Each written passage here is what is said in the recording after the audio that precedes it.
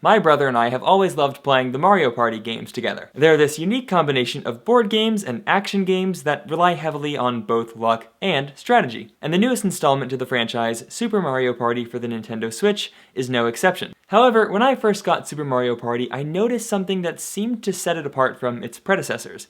The game felt intentionally designed to be both smaller in scale and quicker than previous Mario Party titles. The boards just look much smaller than most other Mario Party games, and the dice blocks only range from 1 to 6 as opposed to 1 to 10 in most of the other games. Perhaps most indicative of this potential design philosophy is the fact that the game's default turn suggestion in Super Mario Party is just 10 turns, whereas in every other Mario Party we've played, the default turn suggestion had been 20. To me, these design decisions seem to imply smaller scaled and overall quicker games, but we can't necessarily conclude that to be true just yet. For example, it is indisputable that the average roll of someone in Super Mario Party with a 1 through 6 die block is going to be less than the average roll of someone in a previous title who had a 1 through 10. But were the boards in Super Mario Party scaled down by a similar factor as the dice blocks? If they were, then the game would actually be pretty similar in scale to many of the previous titles my brother and I had enjoyed. But if they weren't, then it would be something different altogether. Let me show you how I tested and quantified this hypothesis using a concept I came up with called a dice board spread.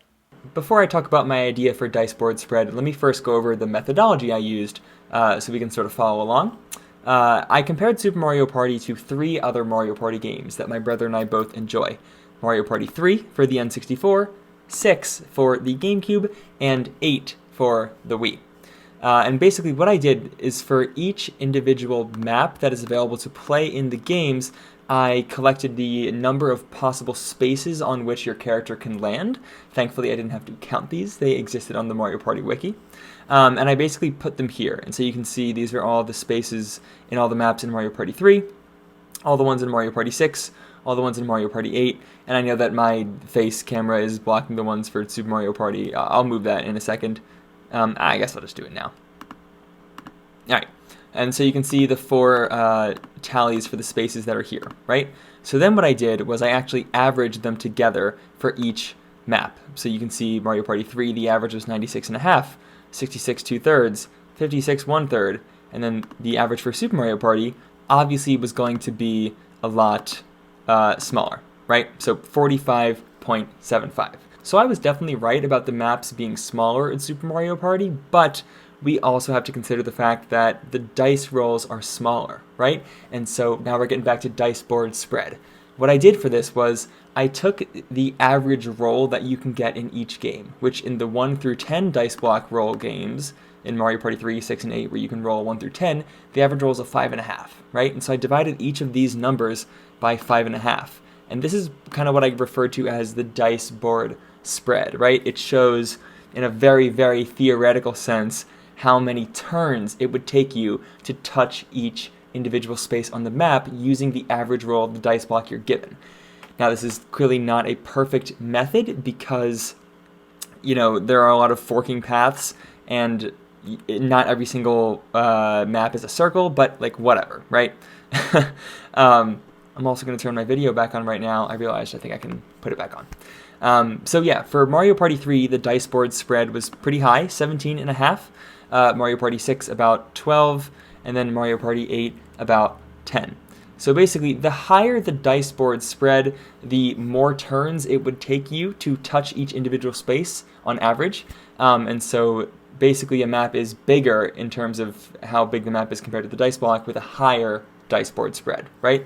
So if my hypothesis was correct, Super Mario Party would have a lower dice board spread, one of the lowest dice board spreads. So I took 45.75 and divided it by the average of the 1 through 6 roll, which is 3.5, and what I got is this.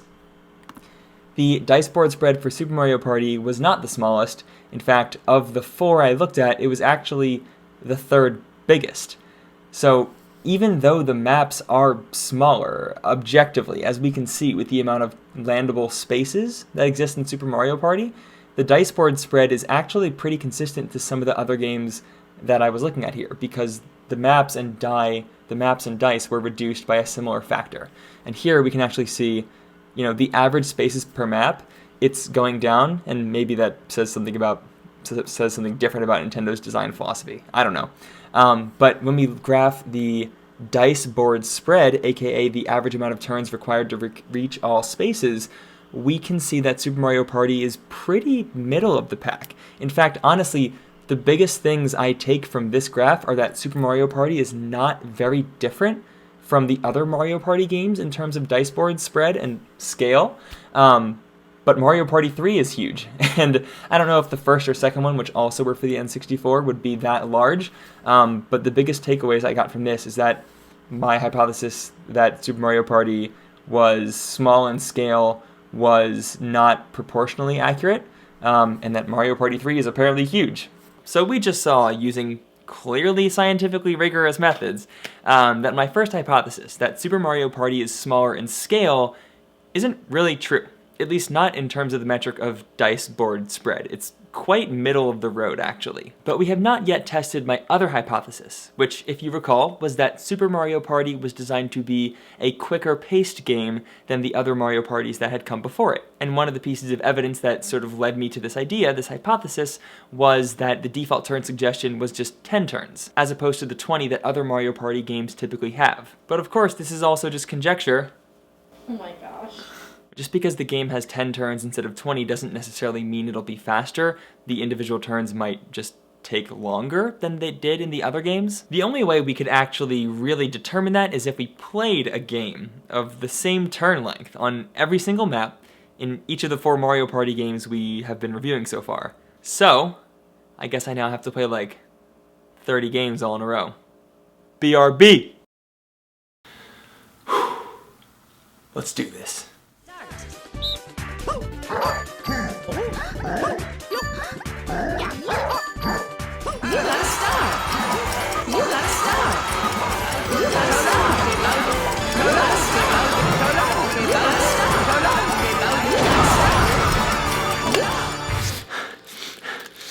Babe, stop. I can't. It's for a YouTube video.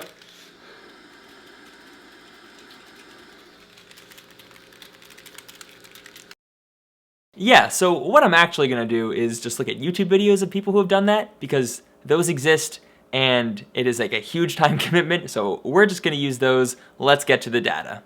Alright, so let's transition from the dice board spread to looking at the actual time comparisons between the individual games on the maps in the Mario Party games. So here we can see it's a similar setup, but instead of just spaces, we have total time in minutes, turns that were used, and then proportioning it correctly so that it represents time per 20 turns.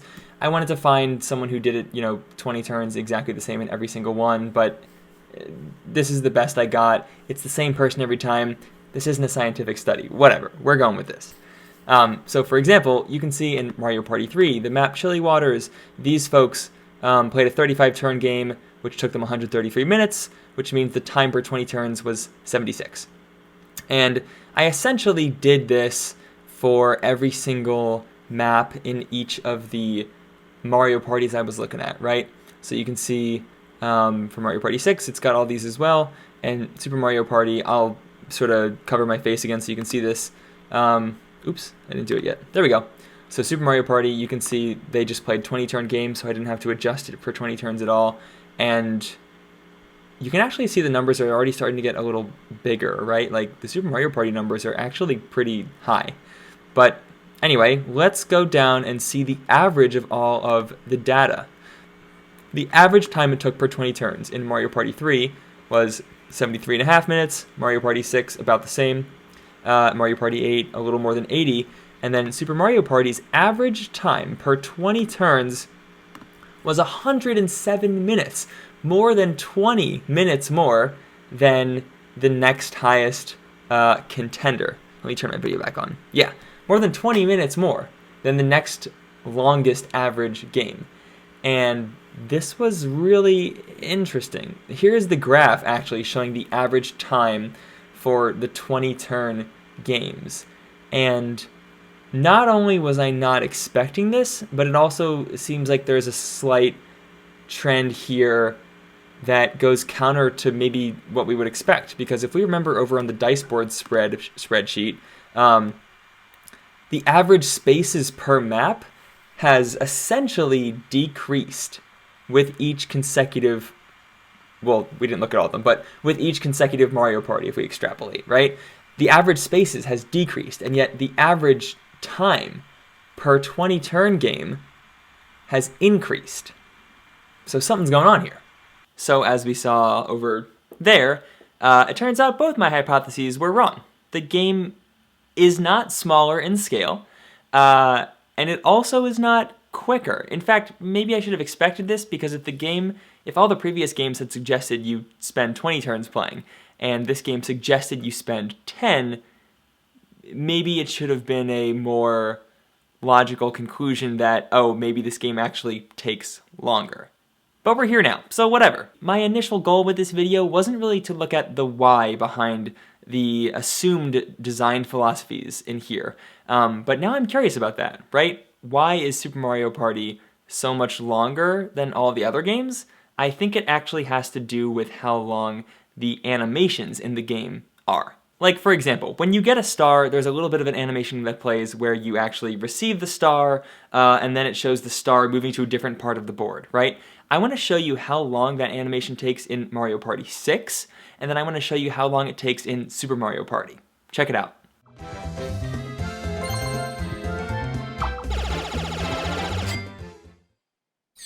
Oh yeah, Luigi like it dead.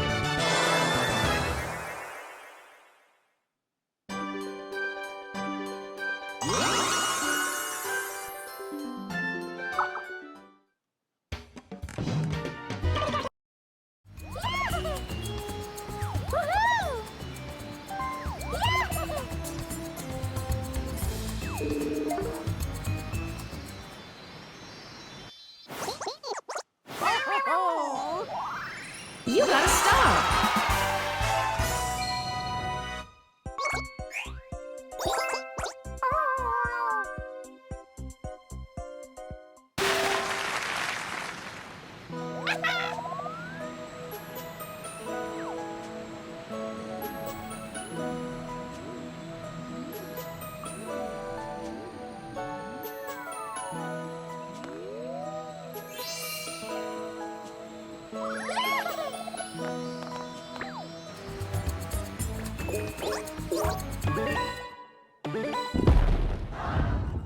The animation that plays when you receive a star in Super Mario Party and it transitions to the next spot on the board is practically 250% of what it was in Mario Party 6, and I think this is a big part of the reason why the game's longer. Yes, when you play for 20 turns, that animation crops up a lot, but I think the idea of animations being longer and more complex and ornamented in general applies to a lot of the animations throughout the game, not just the I received a star animation. And when you think about this, it kind of makes sense that each of the individual games, the average time to play 20 turns only increased as time went on. Because as time goes on, computer processing and graphical fidelity also improve, and so it kind of makes sense that animations would improve along with them, both in quality and in the time they take up. I don't know what the actual design philosophies behind the pacing of the specific games really are, even though I think I'm kind of over 2 right now on Super Mario Party. But in the end, I think all that really matters is that they're fun games to play, and I hope you enjoyed this video. Thanks. Special shout out to Skeptical7th and all of my other patrons for supporting me on Patreon. Thank you, you are awesome. I plan on making more videos about Super Mario Party and just the mathematical and statistical components of video games, so I hope you're looking forward to those. Otherwise, I will see you later. Thanks, bye-bye. All right, let's do this. Oh,